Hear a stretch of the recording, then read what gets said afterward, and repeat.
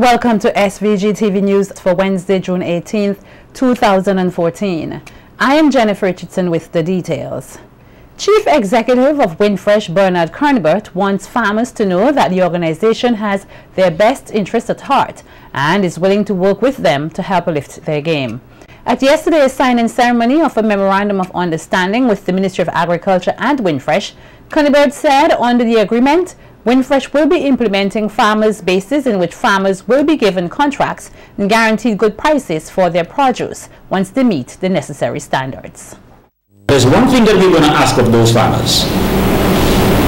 You are not going to leave us if somebody else comes and dangles a few more dollars in your face. If you do that, we will enforce the contract. That is the only way it will work for us, and that is the only way it will work for you, the farmer. We need you to understand that, and that is the only way we can lift the game.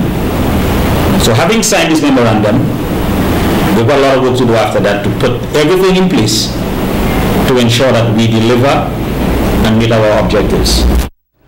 As it relates to the recent merger with Fives and Chiquita, Carnival said, like some persons, he is not worried because he knows that Windfresh can stand its grounds in the market. In 2001, after the last big change to the European banana regime, everybody, all the pundits in the market predicted that Windfresh would have disappeared. They gave us 2 years to lift the market, because they just did not believe that we would have been able to survive in what was going to come. We have proved them wrong. And I'm telling you, we'll be there for another 10 or more years. We are not leaving. But we want our farmers to understand that. And whilst we try to hold their hands to lift them up, we need them to understand that it is not an easy job. And do not assume that because we are asking them to do things sometimes that are a little bit difficult, that we are anti-farmer or against them.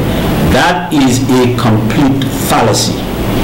We need you to change that kind of mindset which says that we are against you. All we are asking you to do is listen to us, and we will help you lift your game. Meanwhile, Chief Executive Officer of Invest SVG, Bernadette Ambrose Black, said there is a critical need for the development of a sound investment framework for and in agriculture in SVG. According to Ambrose Black, up to recently, agriculture has been identified as the leading productive sector in the Vincentian economy, both in terms of primary production and agro-processing value added. She said agriculture at all levels from pre-production to marketing plays a critical role in SVG's economic development. However, there is still room for improvement in the sector, which she said has suffered from underinvestment. Agricultural production capacity far exceeds the demands of its small population, and thus the growth of the sector has always been based on its export markets. We are faced with many constraints to the development and growth of the sector. Most of these are related to our hilly topography, poor farm infrastructure, small-scale, fragmented and manual production systems with low levels of productivity. These constraints, despite investments in primary production over the decades, still result in primary agricultural products which are largely price uncompetitive. This weak commodity price uncompetitiveness is, however, a problem faced by many small developing countries. The problem is further compounded by the fact that island states are susceptible to frequent hurricanes, which makes investment in agriculture, particularly tree crops, very risky. According to Ambrose Black, investing in agriculture brings with it the highest returns to a country, and she is of the view SVG is ready to tap into some agriculture investments. However, all stakeholders must be on board. We certainly have the arable lands, we have conducted the necessary research, and we have begun putting in place the necessary trade agreements to make certain the sector grows. And there is, of course, Invest SVG, the central institutional pillar in the state's administration responsible for attracting investments, both local and foreign investments. Invest SVG stands ready and willing to assist both local and overseas investors, as well as those living within the diaspora, which is indeed a major untapped source of foreign direct investment. With due diligence, we evaluate St. Vincent and the Grenadines as a potential site for investment projects in the all-encompassing agricultural sector. So we're looking at the entire sector. I like to call it a vertically integrated approach. We're looking from farm gate all the way up to exporting. The laying down of the final layer of pavement works on the aprons at the site of the Argyle International Airport, the AIA, has commenced. The AIA has 3 distinct interconnecting aprons. They are categorized as commercial, general aviation, and cargo aprons. According to the IADC, currently final pavement works are being done using hydraulic concrete and are concentrated in the area of the commercial aviation apron, which will serve international passengers. The general aviation apron will allow for parking of a mixed fleet of aircraft such as executive jets, Global Express Challenger, DC-8, 6 Twin Otter and Islanders, while the cargo apron, which is located immediately south of the general aviation facilities, will allow for parking of 2 aircraft of the size of the Boeing 727 jet. The work commenced yesterday, and the IADC says the final pavement works on these aprons are programmed to be substantially completed by the end of December. A select group of male police officers here was earlier today given the opportunity to learn more about men's health and how to best care for themselves medically. The workshop, entitled Men's Health and Gender-Based Violence, was put on by the Ministry of Health, Wellness and the Environment in collaboration with the Pan American Health Organization, PAHO. Speaking at the opening of the workshop at the Old Montrose Police Station, Director of HIV/AIDS STI Unit within the Ministry of Health, Ferosa Roach, says it is important to note that there are differences between how men's health can be or should be defined. There is a wide recognition that men's health extends beyond male-specific condition of the reproductive organs such as prostate problems, testicular concerns, and erectile dysfunctions. We need to define and understand men's health in relation to the social and economic determinants of health. We need to understand that a man's identity is strongly tied to work and how they can earn a living, and that employment or unemployment will have dramatic consequences on their health. Rhodes says persons must be aware that the working and living environment, including one's educational level, can and will impact on their health. Current status of men's health is emerging as an important area for action in the region, and St. Vincent is no exception. Statistics have shown that male contributes to a higher burden of disease.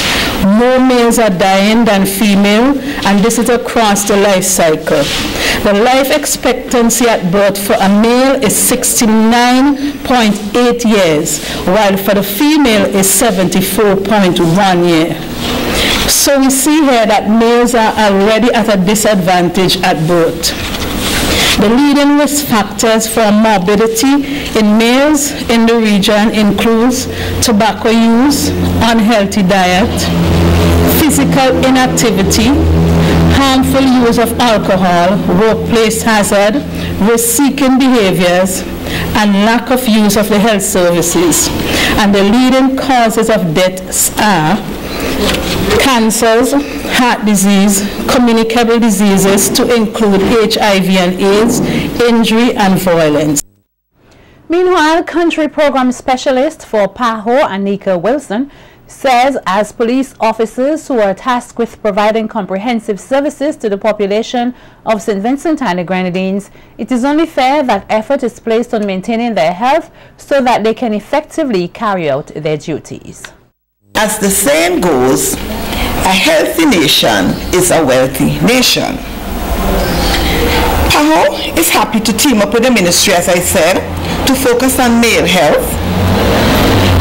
And the reason being, having looked at the epidemiological profile for St. Vincent and the Grenadines, it justifies the need to work with males. Because, as was said before, figures depict that males access health services much less than females. Wilson says during the course of the day's workshop, one important area of focus will be on reproductive health. Reproductive health involves the reproductive processes, functions, and stages of human life.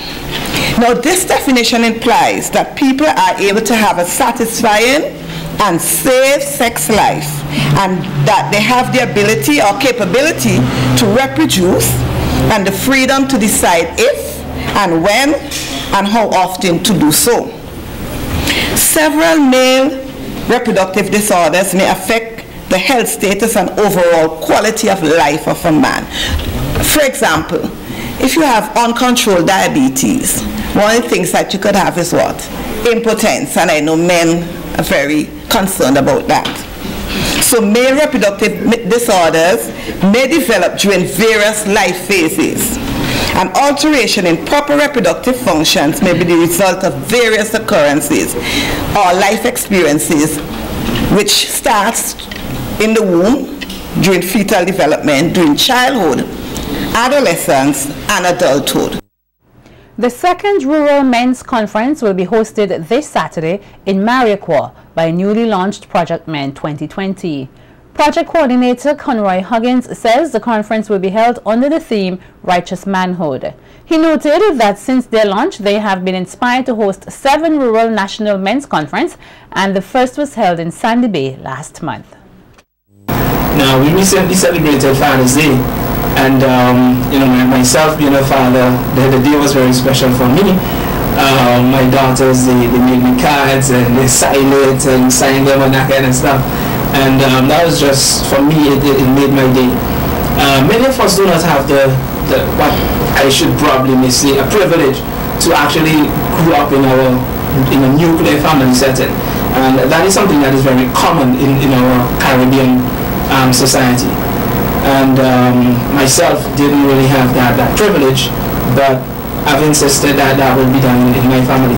Nigel Morgan, pastor of the Christian Harvest Church, Mariaquaw, is encouraging all men to attend at least one of the conferences. Having a men's conference, and this will be on June the 21st. And this will be held at the popular place in Mariaquaw that is called Joyful Praise Tabernacle. That is also the IPA Church in Richland Park. We are going to be there this Saturday, the 21st of June, from 1 p.m. to 6 p.m. And all men in Mariaquaw and surrounding areas are invited to attend. You can't miss this event. The theme of this conference is Righteous Manhood. Coming up, CPEA top place out front again in primary schools public speaking competition. More stories on the local scene when SVG-TV News continues. Don't go away.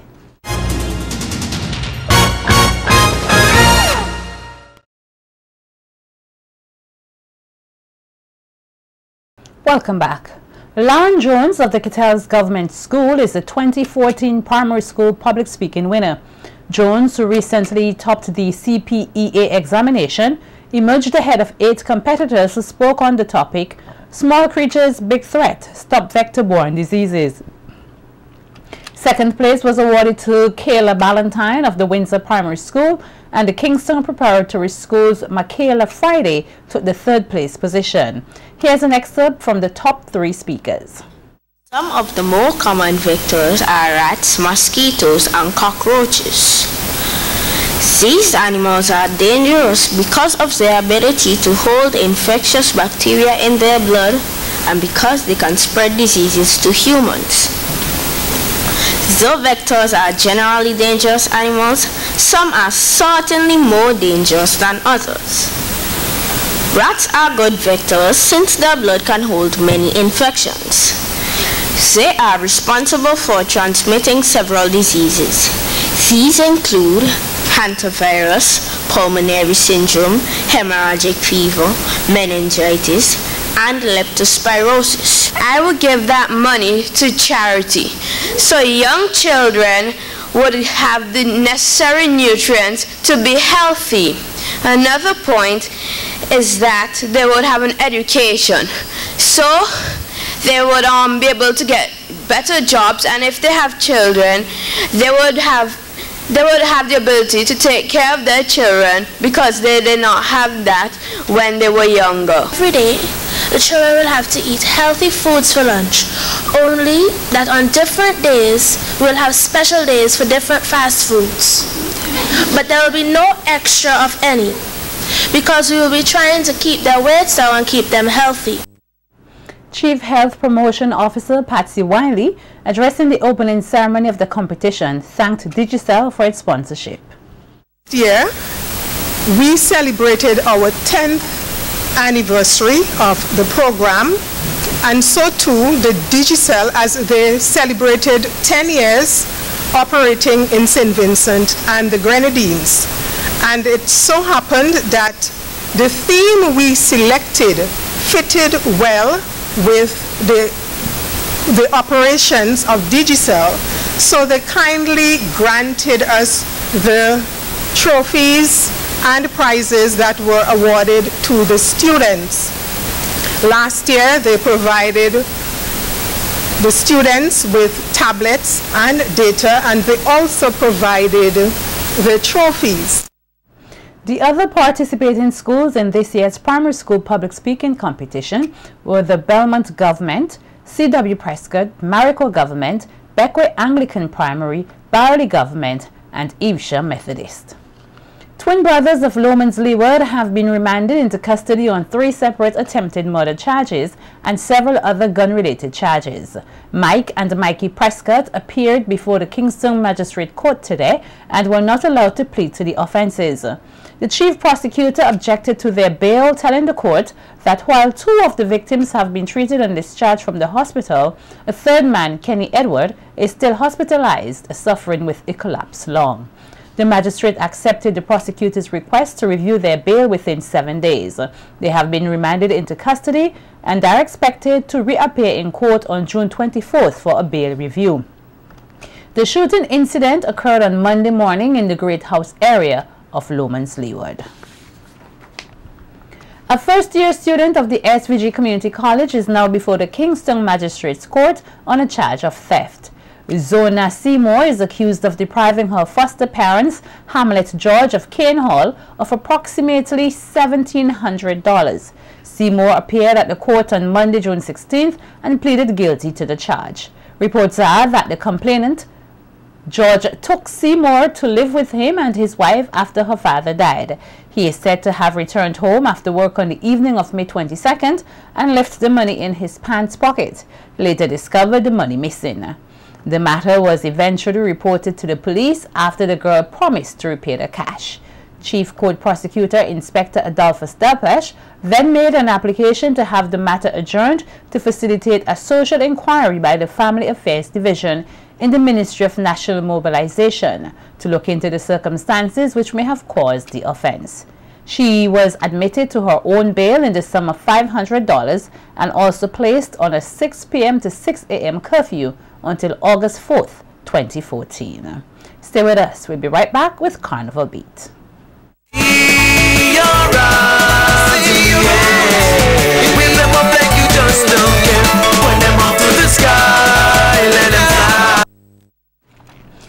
Welcome to Carnival Beat.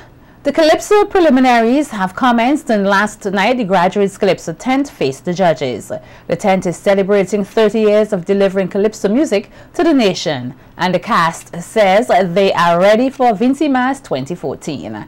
Dale De Silva recently visited the tent and files this report. Only one other Calypso tent has been in existence for as long as the graduates, that being the On-Tour, both coming on stream back in 1983. And according to Glenroy Sulis Caesar, tent leader, graduates boast 12 Calypso monarchs in the 30 years it has been around, a number that Caesar says the tent will no doubt be looking to increase in this year's competition. This year saw the return of veteran Calypsonian Alexis Lexi Joseph, who competed in the Best New Song competition and made his return as MC of the graduates Calypso tent. This after one of his legs were amputated following medical complications. The 2014 cast also features a combination of Calypso stalwarts and some newcomers, 21 in all. Well, we have the youngest Calypsonian people would afford a Christy. She was the friends people would have. And she sang with us last year. She did preliminaries last year. And she's back again this year to get the graduate. Of course, we have some of the stalwarts coming back. Bumpai, who had a very good year last year. He's coming back with a bang again this year. Bumpai sing until you win. Went down very well in the 10th last year. Also, we know stalwart like Hero, Sole, going down well in the 10th, went down well in the 10th. New to the 10th, however, this year, although not new to the Calypso arena, is the man called Gao. But still, we have other upcoming Calypsonian, like we have Busterski, who came with us last year, and he's coming back this year. As well as people like Busal, Jessica, Sonny Banks, Lord of Mercy. So from the name that we have, some 21 names, 21 persons. Of course, you have people like Queen Bee as well as another female in the art form, singing with the graduates Calypso 10. The tent leader said that this year's performances have been impressive, which he said has given him more confidence that the graduates Calypso tent will be well represented in next week's semis. But amidst the reality that they may very well be the long-standing survivors in an art form that is losing popularity amongst the younger generation, especially without the glamour of a high purse payout compared to other genres of music, Caesar said Calypso is too important an art form to give up that easily. It's really for the love of it, but I'm just appealing to the fans because people appreciate Calypso. When they play them on the radio, when they meet your fans in the road, everybody why you sing. If there's a problem in society, so they why you sing about this. You hear what the man do there, why you do that? So once you want to do that, I have to appeal to people now to come and support Calypso because with the support of people that we're able to continue it. Because we have to get younger people involved in it. I'm going down in age, most Calypso are going down in age. And if you don't get young people coming to the forefront, you will have Calypso. SVG-TV also caught up with a few members of the cast who gave some insight into the 2014 presentation. So I'll be singing 2 songs in the competition, which is Mambol and Slogan, which I am doing tonight.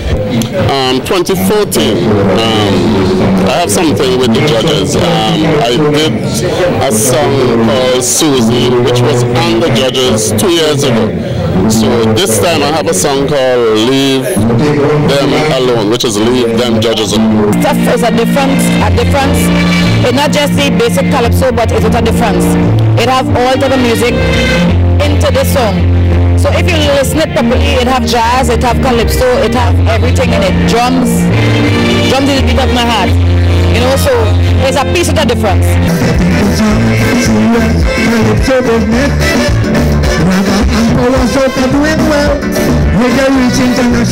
I am Dale De Silva reporting for SVG-TV Evening News. The organizers of the Heineken Mystique Green Machine T-shirt band are inviting Vincentians to join the band for the Carnival Monday Street Parade. This is the 7th consecutive year the band will be participating in Vincy Mass. It is being supported by the Mystique Company and Couriers Hazlers Incorporated. The package for the Green Machine experience includes a branded T-shirt, bandana, water bottle, wristband, and drinks kits. As a build-up to its 50th anniversary in 2016, the Dragons Cultural Organization says masqueraders would this year be given the option to choose from some 13 sections, 2 specifically for children and 1 for teens. Deputy band leader Ellie King told SVG-TV's Jamisha Wright that as part of its 48th anniversary, the band will be doing it big for Vincy Mass 2014. We hear more in this report. Deputy band leader of Dragons Cultural Organization, Ellie King, told SVG-TV News that for 2014, the band will be showing its appreciation to all the females who have been and continue to support the Dragons Mass dance. King says this will be done through its 2014 Mass presentation entitled Say It With Flowers in Dragon's Garden. This section is Columbine. This is Water Flag. This is Bellflower. This is Amaryllis. This is Daffodil. This is Fiesta Maria. This is Pansy Flowers. And this is Tulip. This one is male. This is cat flower. This is for the children. Xenia. This is for the boys. Olive flower. This is for the teenagers, stomach ache. And this one is hibiscus. Okay. And with these 13 sections, how many persons the band is catering for? We're catering for 450. Yep. All right. Is that the usual number for Dragons annually? Well, we used to go more than 450, but then we had cut it back to 300, but this year we're going back to the 450 mark. All right. How would you say registration has been going? Registration has been going a bit slow, but I mean, we don't thank for that, right? Because we Dragons, we always have our people come in, so we know we'll pick up down the road. All right. Could we expect to see any big costumes from Dragons this year? No, only one big costume we'll be having, that's an individual. But about 2-3 years ago we lost a space that we used to build King and Queen and Junior King and Queen. So we kind of out of that from here. Tell us, where would you say you are in terms of getting work done in the tent? Would you say the band is 60% complete, built? Where would you say you guys are? Well, I'd say we're about 75%. But again, our workforce, we have the workforce, right? So we don't worry about getting the work done. We know we'll get the work done because, as I say, we've been here a long time, so we know. Used to this kind of thing. Yeah. Join us tomorrow during Carnival Beat for a glimpse into the 2014 presentation from Melbourne artisans. For Carnival Beat, I am Jamisha Wright. Meanwhile, 2013 Band of the Year champs SVG Players International has received sponsorship of a section of its 2014 production from Correa's Hazels Incorporated. The section, Green Flash, will be identified with the Johnny Walker Black brand, of which Correa's Hazels Inc. is the local distributor. The sponsorship check was handed over by S.E. Roberts, Marketing and Communications Coordinator at Correa's, to Ricardo Puzzle Grant.